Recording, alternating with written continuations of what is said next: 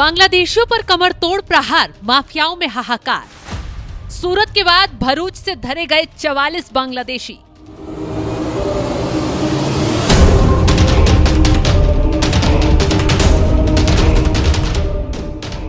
देश भर में ढूंढ कर बांग्लादेशियों पर तगड़ा प्रहार किया जा रहा है। अवैध कब्जाधारियों पर वार किया जा रहा है। जैसे जैसे पुलिस की जांच आगे बढ़ रही है, न सिर्फ बिल में छुपकर बैठे अवैध बांग्लादेशी पुलिस के हत्थे चढ़ रहे हैं, बल्कि उनके कारनामों पर चौंकाने वाले खुलासे भी हो रहे हैं। जामनगर में कब्जाधारियों के अवैध साम्राज्य पर बुलडोजर चल ही रहा था। इसी बीच गुजरात के भरूच और अंकलेश्वर से बेहद चौंकाने वाली खबर सामने आई। खबर ये है कि गुजरात के भरूच से 44 अवैध बांग्लादेशी पकड़े गए हैं। पकड़े गए बांग्लादेशियों में 18 महिलाएं और 15 बच्चे शामिल हैं। ये सभी बांग्लादेशी अवैध रूप से छुपकर भरूच में रह रहे थे। दुर्ग में भी 14,000 लोगों से पूछताछ की जा रही है। आरोपियों के पास कोई भी दस्तावेज नहीं पाए गए हैं। सूरत में भी 19 बांग्लादेशी पकड़े गए हैं।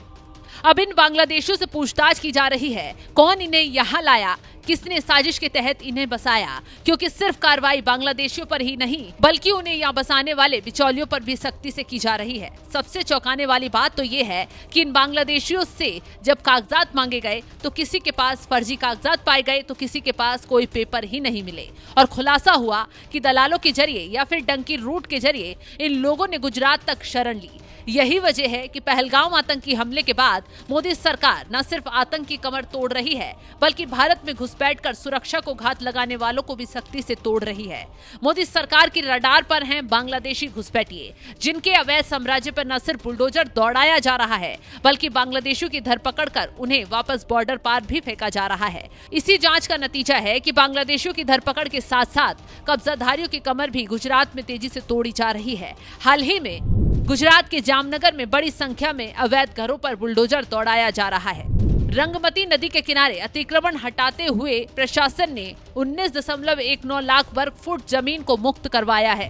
अवैध कब्जे से छुड़ाई गई जमीन की अनुमानित कीमत 259 करोड़ बताई जा रही है। जामनगर में पिछले 2.5 महीने में 900 से ज्यादा अवैध घरों को हटाया गया है। इससे पहले अहमदाबाद के चंदौला तालाब किनारे बने 8,000 से ज्यादा मकानों को ढहाया गया। अहमदाबाद में अवैध अतिक्रमण हटाकर 2.5 लाख वर्ग मीटर जमीन खाली करवाई गई। गुजरात में जिस तरीके से बांग्लादेशी बड़े लेवल पर पकड़े जा रहे हैं, अवैध बस्तियों में इनके ठिकाने पाए जा रहे हैं, वो चिंता का विषय बन गया है। क्योंकि घुसपैठियों को लेकर जो खुलासे हो रहे हैं, उससे तो जितना जल्दी इनका सफाया भारत से हो पाए वो आपके, हमारे और देश की सुरक्षा के लिए बेहद जरूरी है। क्योंकि ये लोग डंकी रूट के जरिए अवैध तरीके से बॉर्डर पार कर न सिर्फ भारत में घुस आते हैं, बल्कि यहाँ की सुरक्षा को आंख दिखाते हुए एजेंटों के जरिए फर्जी दस्तावेज तक बनवाते हैं। उसके बाद शुरू होता है बांग्लादेशियों का असली खेल। रिपोर्ट बताती है कि चंद पैसों के लिए बांग्लादेशी बिक भी जाते हैं। न सिर्फ पाकिस्तान के जासूस बनकर भारत को घात लगाते हैं, बल्कि यहाँ की खुफिया जानकारी जुटाकर पाकिस्तान को भेजने के काम में भी जुट जाते हैं। सबसे हैरानी वाला खुलासा ये भी है कि हिंसा हो या कोई भी क्राइम, बांग्लादेशियों का नाम उसमें जरूर पाया जाता है। यही वजह है कि पहलगाम आतंकी हमले के बाद इन बांग्लादेशियों को खदेड़ना जरूरी समझा गया, क्योंकि देश की सुरक्षा को कोई घात लगाएगा अब बिल्कुल बर्दाश्त नहीं किया जाएगा। इसी का नतीजा है कि गुजरात में सख्ती से जांच पड़ताल चल रही है। गुजरात में मिनी पाकिस्तान बनाने वालों को सबक सिखाया जा रहा है। योगी मॉडल से अवैध कब्जाधारियों पर तेजी से प्रहार हो रहा है। जहां भी पीला पंजा जाता है, जमीन को क्लीन ही करवा कर वापस आता है।